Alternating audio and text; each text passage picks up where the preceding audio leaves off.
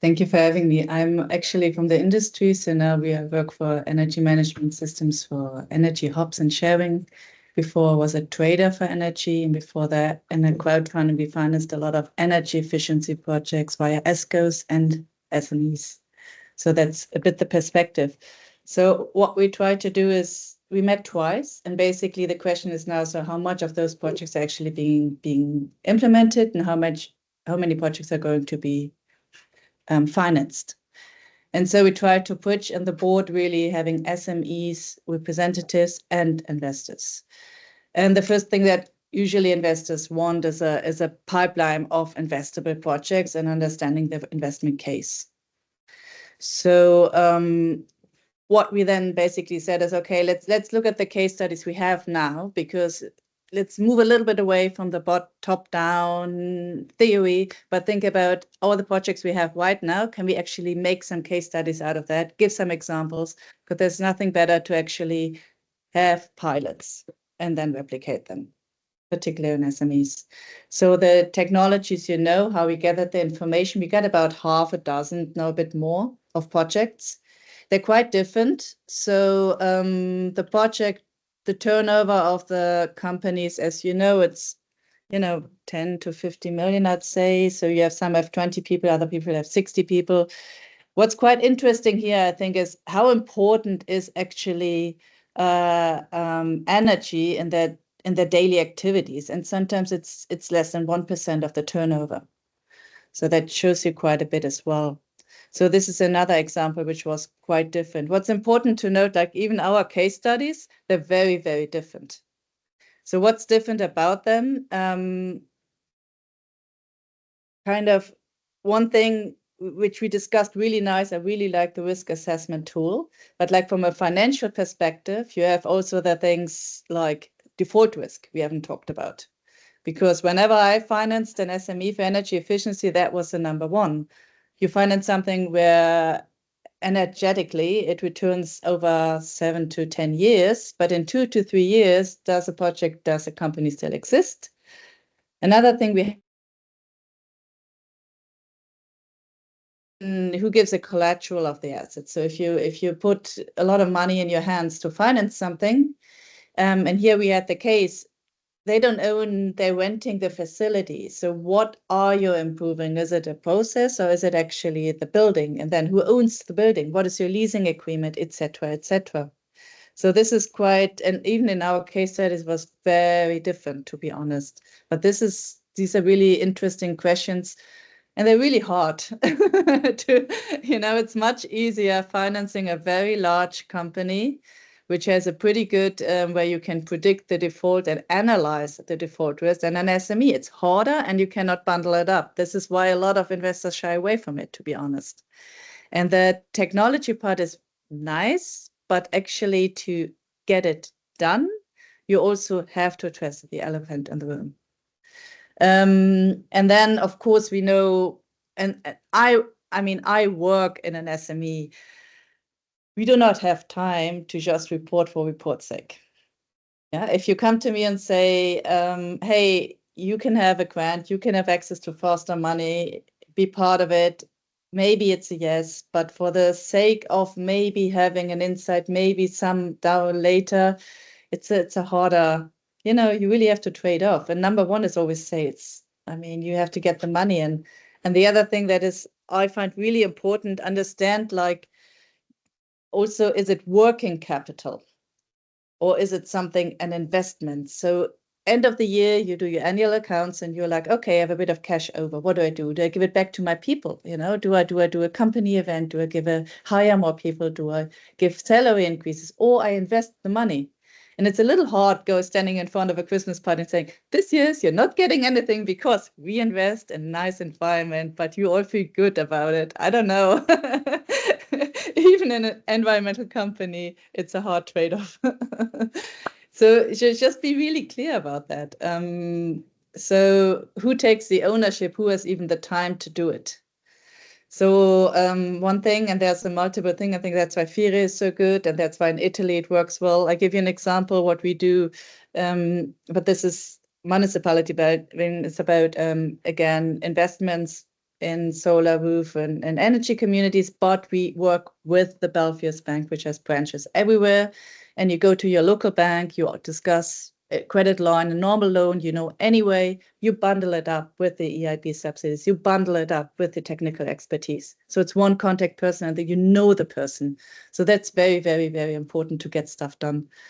And as much as you can like implicitly get the grants and regulation in it, just do it, because I am completely overloaded by this. I can't even keep track. It's like, I feel like it's the same.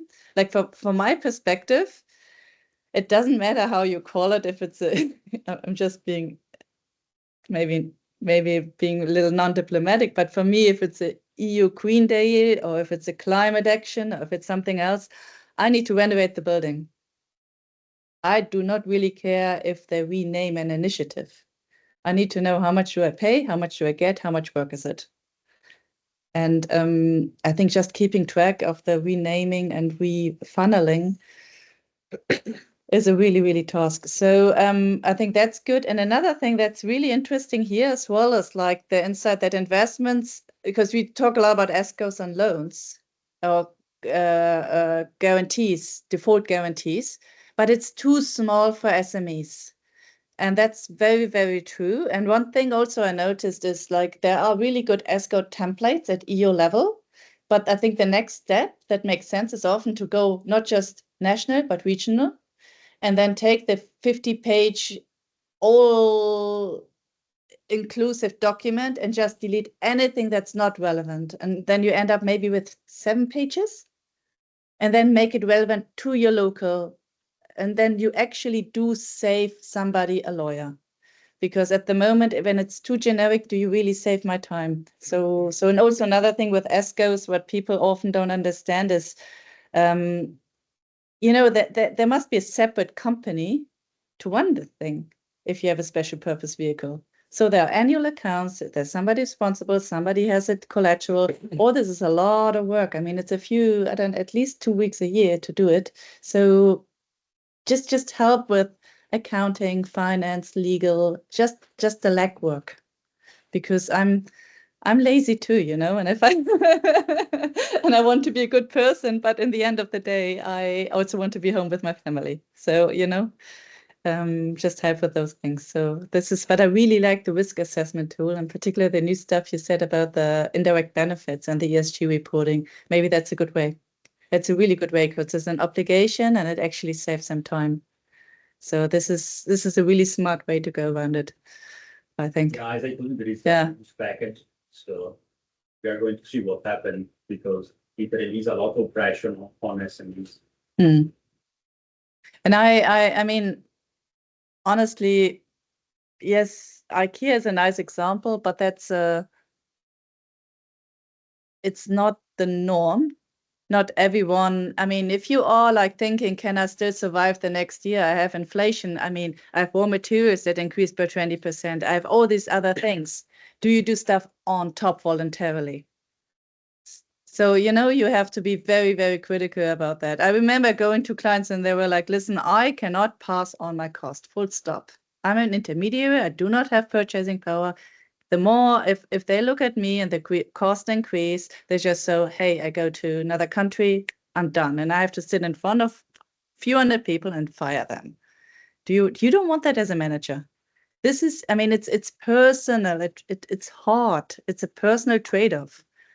I do well for the environment, or I have to tell my team I cut costs. So it's just bear in mind of the human element of that. That's what yep. So not all bankers are mean, but it's really hard. Yeah, that's it. Thank you, Sissy, and thank you first of all, for recognizing the good work that Sir Jessica and others have been doing, and that basically that we are sort of putting this into kind of relevant envelope, because historically, I mean, working with the multiple benefits was always hard to sort of because lots of these things are kind of qualitative. Yeah. And we know, you know, decisions when they made about investments, you know, they usually made on kind of simplified way on basis of kind of basis of Excel spreadsheet, and putting some of these things like safety or product improvement or the others into kind of like quantifying them into Excel spreadsheets is extremely hard.